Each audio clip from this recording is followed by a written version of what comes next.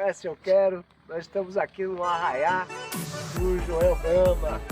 Estamos aqui com a minha irmã Marlene, que está fazendo a filmagem para nós. Aqui está o nosso grande lobo. Olha aqui, nós estamos fazendo aqui a parte da nossa fogueira. Por enquanto é um amontoado de madeira, mas daqui a pouco eu faço para você como a gente monta a nossa fogueira aqui do Arraiá. Um abraço, já volto.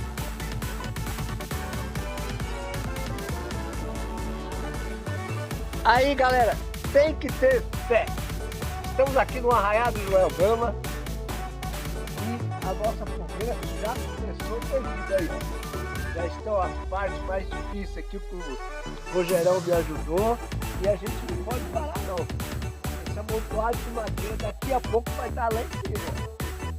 Nossa fogueira do Arraiá do Joel Gama. Daqui a pouco você vai acompanhar cada detalhe da nossa fogueira. Eu volto já. Aí galera, dando continuidade aí no nosso vídeo para o nosso canal SOS Eu Quero. Olha a nossa fogueira, a altura que já está.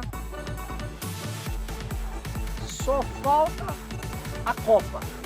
E daqui a pouco, você que acompanha o nosso canal SOS Eu Quero, vai ver o término da fogueira. E futuramente outro vídeo a gente acendendo a fogueira que será amanhã no Arraiá do Joel Gama. Dando continuidade ao nosso vídeo, nós vamos... Naval, cadê o Naval? Ô Naval! Ei! Nós estamos aqui, ó. Não acredito! Como prometemos, terminamos nossa fogueira do Arraiá do Joel Gama. Amanhã a gente espera você aqui. Não perca. Esse é o estilo da fogueira mineira.